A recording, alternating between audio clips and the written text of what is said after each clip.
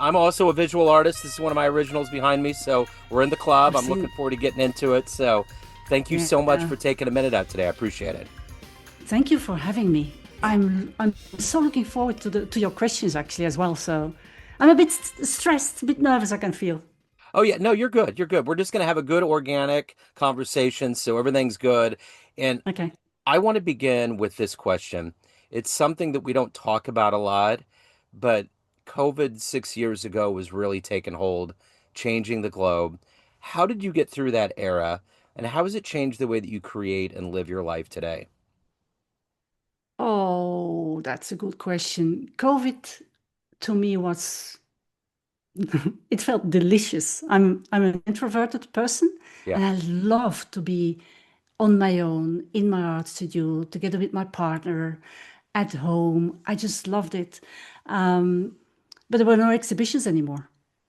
So they Right. just stopped. And so there was no income. And then I just wondered, so how can I be of service to other people? And what I heard a lot during COVID is that people said to me, I'd love to express myself a bit more. And I don't know how to do that. So I pivoted and had some I had some webinars where I taught people how to create their work of wonder without giving too much of like technical advice, but just express yourself from within outwards. And people really love that. So that changed me because it forced me into the digital world. It forced me into speaking, using my voice. It forced me into reaching out and organizing webinars I hadn't done before. So there was lots of new things for me coming in during COVID. And what I didn't know is perhaps these were little exercises for today, for Yeah. being on a podcast, being interviewed, using my voice years later. Yeah, absolutely. Well said. So let's get into exactly what you do as an artist on a daily basis. I'm going to put you in front of a bunch of kids. It's career day. They're 12 years old, and they just want to know what you do for a living. How do you answer them?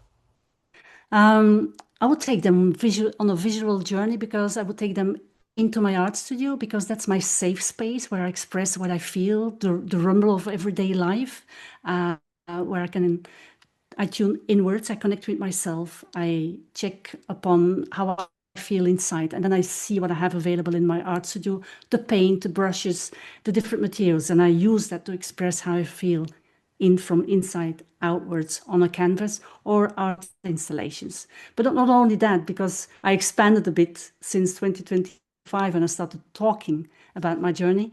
So it's also going out and using the mic to express myself, to use my voice.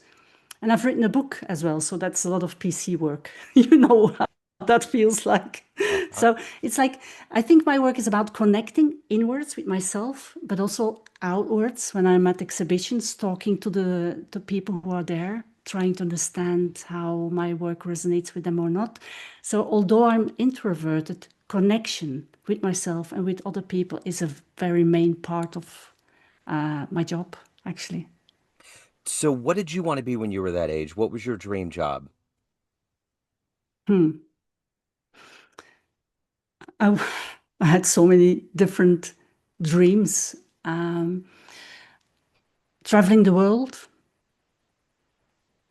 becoming a journalist, becoming a photographer, um, expressing myself through arts. That was a big part. Yeah, it took me a long time to actually choose the thing that I'm doing today. I was like 50 when I had a burnout, when I decided now it's enough. I'm going to choose my way. I'm going to choose my journey. Going to do what I wanted always to do. So art, expressing myself in yeah, expressing myself is something that was really present already, and I was very curious. I wanted to know about different countries, different cultures, different people. What do they eat? How are they dressed? How is their culture? How is their day? So that was something that I had in me from very young. I grew up in Belgium at the coast, and I we had like 10,000 people in wintertime and 100,000 people in summertime, tourists visiting us. And then you see all these different people coming to your little village.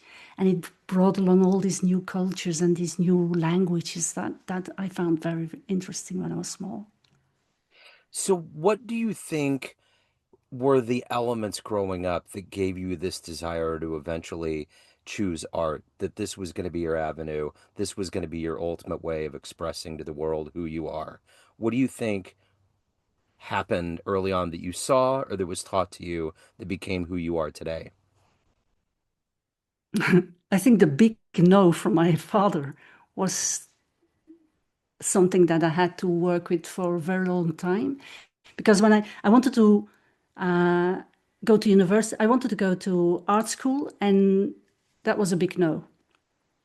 So it took me a long journey to actually, when I was 50, decide to do what I wanted to do. I've always been to Academy of Art. So I started when I was 18, Academy of Art. I kept on going to art school, but it was always in the weekend. It was not something that I could choose as a job. And it was only when I was 50 that I decided now it's enough. I'm going to do what my body longs to do, to express. And so it's actually the the deep longing was there all along, and I had to fight my brain and my mind to actually say, perhaps you should not listen to your dad anymore and just go your own way.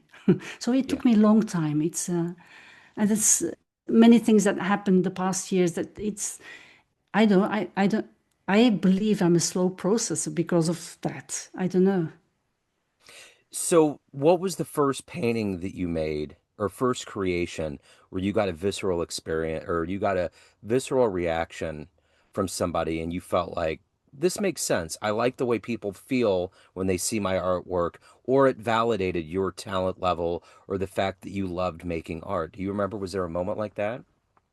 Um, Yeah, it was actually at art school. I had a teacher. I must have been like 30 years old. I had a teacher at art school, and we had to go through all these exercises, the nudes and the landscapes and all what have you. And I couldn't focus.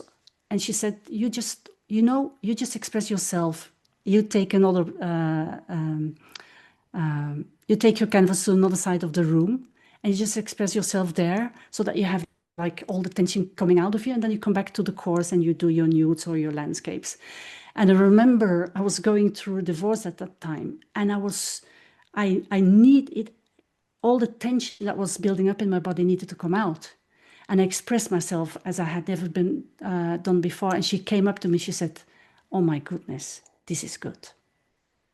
And I thought, okay, this is how it's supposed to feel, and this is what I want as well. I want to be as honest as I can on canvas. But that's something um, that grows on you. It's like a conversation you have with your canvas, and it's not something that to me that came immediately. I had to build it. I had to open doors again and again and again. It's like taking off layers and being more authentic and showing more integrity with yourself and listening to yourself more. But that was the first time that somebody really said, "Wow." And then this is the way I took. What about the first paycheck or the first amount of money that you got from a painting? What was that adrenaline like? That's a very good question.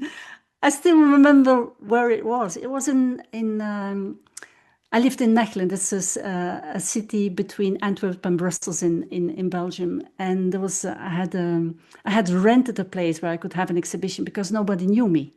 When I started, when I said, now it's enough, I'm going to be an independent artist, I was 50. And although I had been to Academy of Arts for a long time, nobody knew me. So I had to start with renting a place and then exhibition.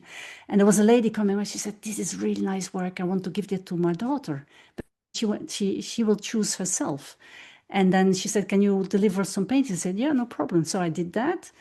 And I thought she would only buy one, and she bought two. And I remember when I came home, I threw the money in the air because I was so happy. I was ecstatic. I was like, my goodness, you can actually earn money with doing something that is so uplifting. Yeah. That's wonderful. So the one thing about art is that if you do it well and you move people, it's an embodiment of who you are. It's the collective of all of the time that you've been on this planet, all these experiences, the way that you funnel your vision. How did you come up with the way that you orchestrate artwork? There's a general theme to what you're doing. There's a lot of different colors and kind of brush strokes and symbolism. But what is it philosophically? How would you describe what you're taking about yourself and putting on canvas? Oh, these are my struggles. Yeah, So my art studio is my safe space. And whenever I struggle with something, like with grief or with anger, with frustration, with happiness, with joy, I try to express that via colors and energy and paint and everything I can find in my art studio.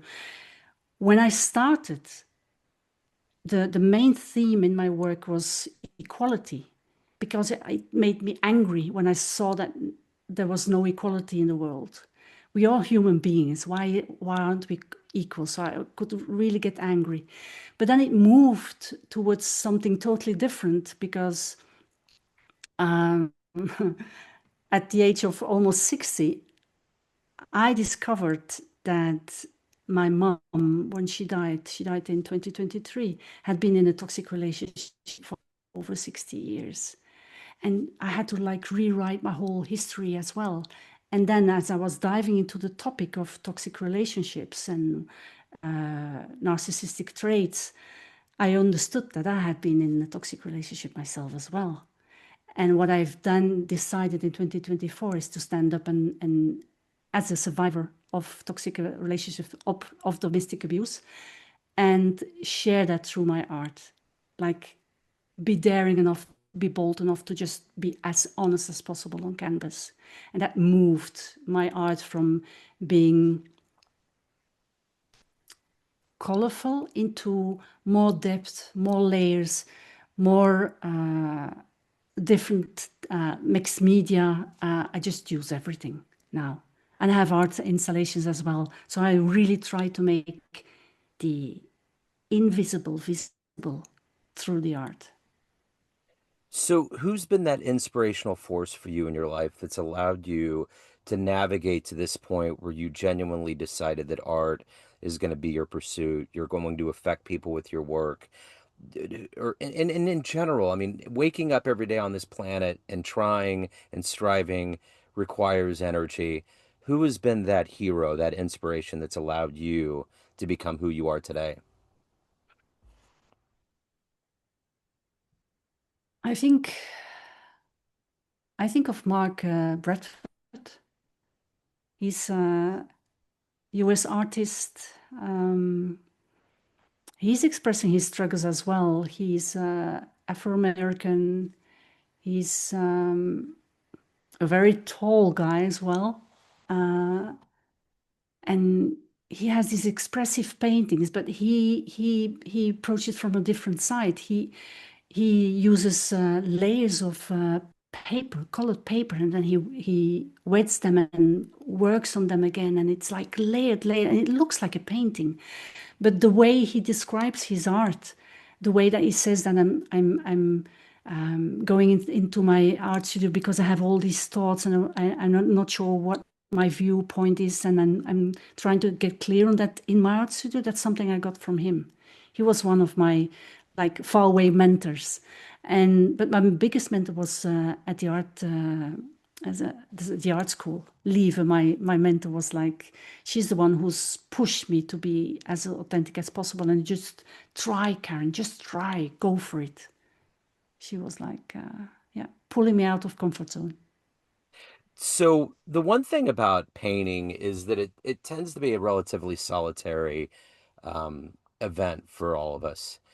You know, we have videos of Picasso and some of the other people that are just talking, and you see sketches and whatnot. But if you could go back in a time machine and watch an artist create their paintings and paint and be in their native environment, be a fly on the wall, who would you love to watch create?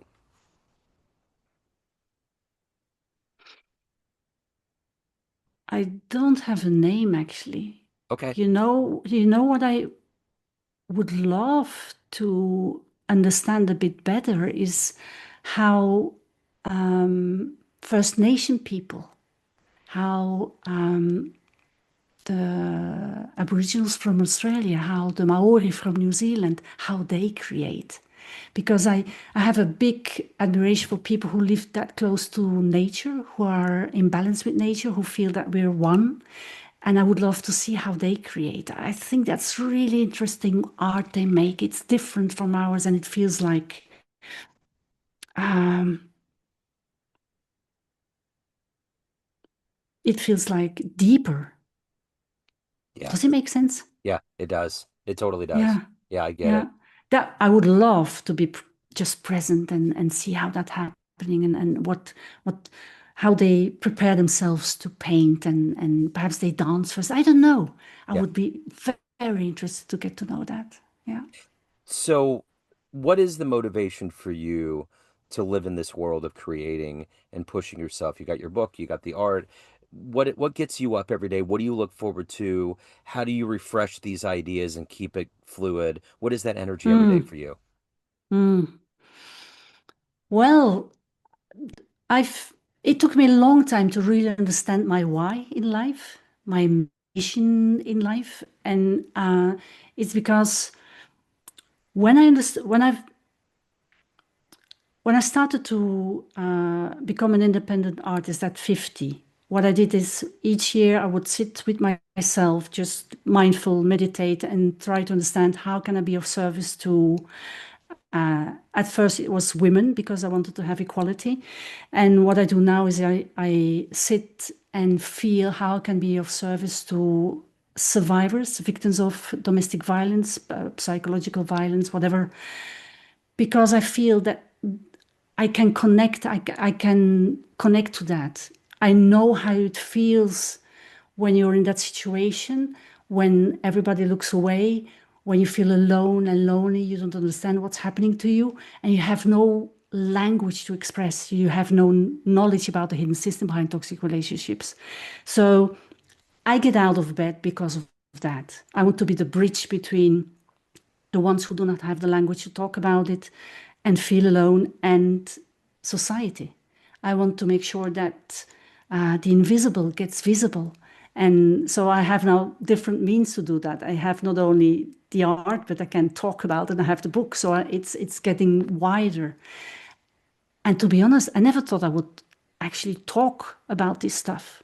It's only when I saw what it did to my mum, how she slowly retreated out of life. I thought it was dementia. That was what my father said. But she retreated out of life and I didn't understand. But she always kept on recognizing me. So it was really confusing. It's because of when you see the damage it does to somebody you really love, and I didn't see it. As a child, I didn't even see that she was in a toxic relationship. It just tears your life apart. It's like I went back into therapy after that because it was like it felt like an earthquake to understand that my mom had to have been in that relationship for so long, and we as children didn't see it, so she couldn't get the support from us that she wanted, perhaps. And that's why I get out of bed and I make the art that I want to make, because I want to make the bridge between the survivors and the victims of abuse and society, so that nobody feels alone anymore. And that because it's prevalent in society, but we tend to look away and not intervene because it's something that is getting perhaps too close, or we think it's private, so we're not going to intervene. So it's something that I want to raise awareness about and foster open communication so that people understand a bit better what is going on. And that's why I'm using my art for it to Yeah. raise awareness. Yeah. So If you had a dream tonight and you ran into the 18-year-old version of you trying to figure your life out, and you walked into the room at your age now and there was a film projector and you clicked play and there was a 60-second highlight reel of your life, would that young version of you believe that your life turned out this way? No, not at all. When I was 18, I was very shy, introverted kid, very shy, not knowing who she was, what she wanted. If you have been raised by a narcissistic father, the only thing he wants is attention, admiration, love, and care. And please do not become your own individual self.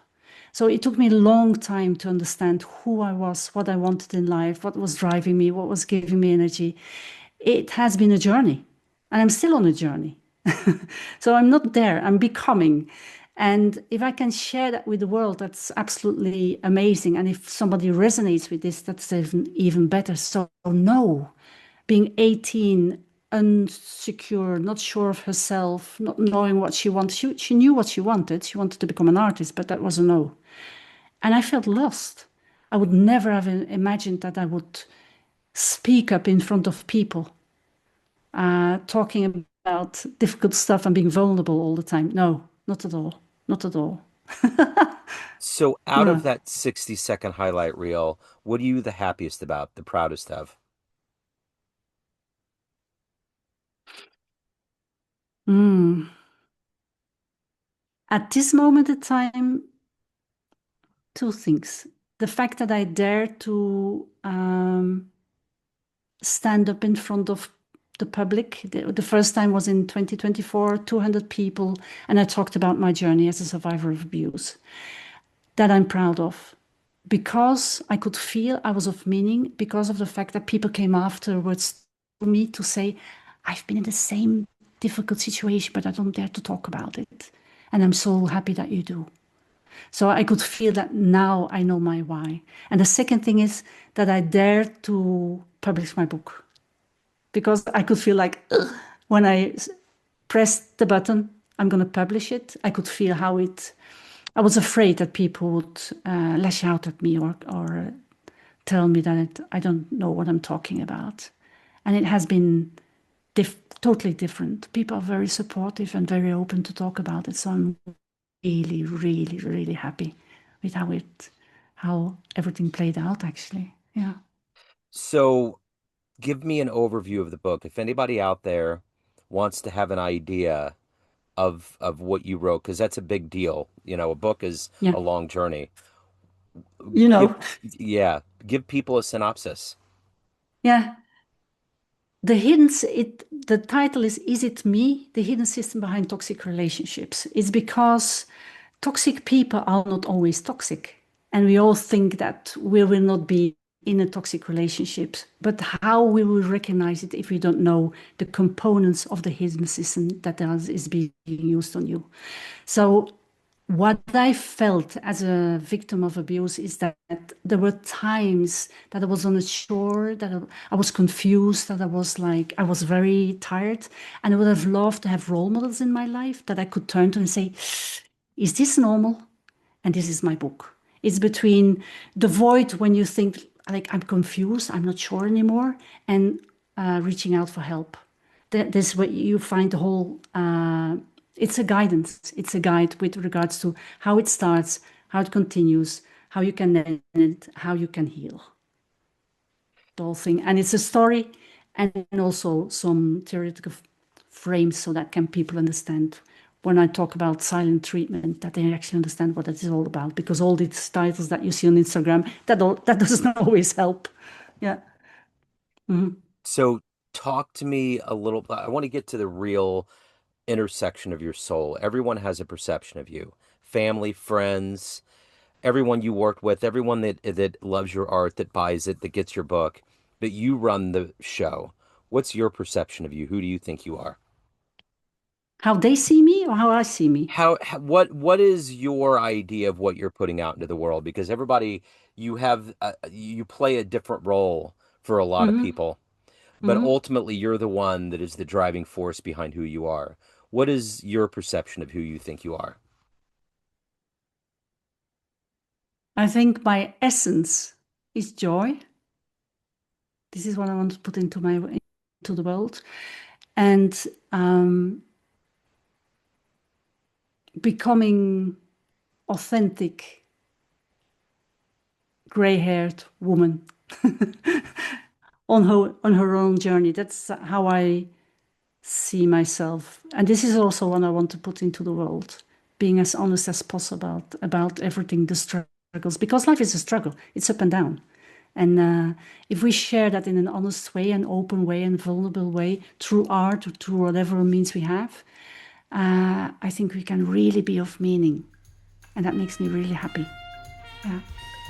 So if anybody wants to get your artwork, they want to get your book, any of the other good business going on in your world, where's the best place to go? They can go to my website, and it's my name, carinevanhee.com. Okay. I will put that link in the show notes. Carine, this has been wonderful. Thank you so much for sharing your story. Thank you for your time. Best of luck with everything. Thank you so much for being such a great host. Yeah. It's wonderful to hear these questions and you have such a good listening qualities. Thank you so much. Thank you.